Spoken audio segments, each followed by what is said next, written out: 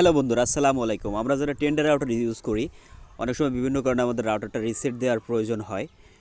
রাউটারে আমাদের যখন router use করতে করতে এমন হয় অনেক সময় দেখা যায় যে রাউটার স্লো কাজ করে।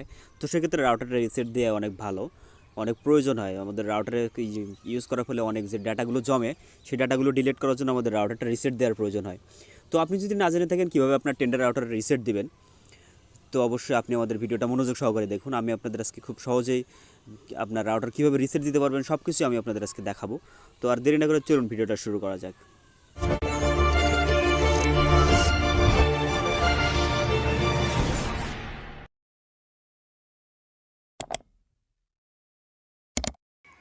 দুইটি উপায় আপনি আপনার রাউটারে রিসেট দিতে পারবেন। প্রথম নিয়মটা হচ্ছে, আপনি প্রথমে যে কোনো একটা ব্রাউজার সিলেক্ট করে আপনার ব্রাউজারে রাউটারের যে আইপি অ্যাড্রেস, সার্চ বারে গিয়ে আপনার রাউটারের আইপি অ্যাড্রেসে টাইপ করবেন, যেমন 192.168.0.1। এটা টাইপ করে আপনি যখন এন্টার করবেন আপনার রাউটারে প্রবেশ করতে পারবেন। তো আমি আমার আইপি অ্যাড্রেসে টাইপ করে এন্টার করব।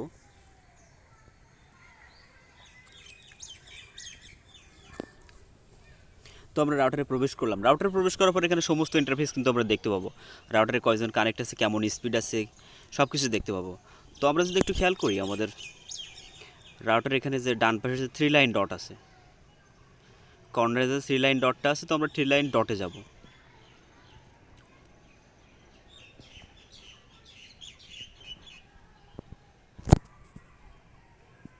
থ্রি লাইন ডটে যাওয়ার পরে আমাদের এখান থেকে একদম নিচে যে সেটিংটা আসবে, অ্যাডমিনিস্ট্রেশন যে অপশনটা আসছে একদম নিচে, অ্যাডমিনিস্ট্রেশন।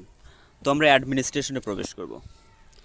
অ্যাডমিনিস্ট্রেশনে আসার পর এখানে কিন্তু আমাদের সমস্ত কিছু দেখা যাবে, আমাদের অ্যাডমিন পাসওয়ার্ড সব কিছু কিন্তু আমরা এখানে দেখতে পাবো। তো আমরা একটু স্ক্রল ডাউন করে নিচে যাব, একদম নিচে চলে যাব। নিচে যাওয়ার পরে ডিভাইস ম্যানেজমেন্ট যে সেটিংটা আছে, এর নিচে আমরা যদি একটু খেয়াল করি, ফ্যাক্টরি রিসেট সেটিং বলে একটা অপশন আছে। ফ্যাক্টরি রিসেট সেটিং বলে একটা অপশন আছে, তারপরেই তার পাশে কিন্তু রিসেট অপশন আছে। তো আমরা যদি রিসেট অপশানে ক্লিক করি, আমাদের কাছে এমন একটা ইন্টারফেস আসবে, তখন তো আমরা এসে ওকে করে দেবো। ওকে করার পরে আমাদের কাছে একটু সময় নেবে রাউটারটা রিসেট হওয়ার জন্য।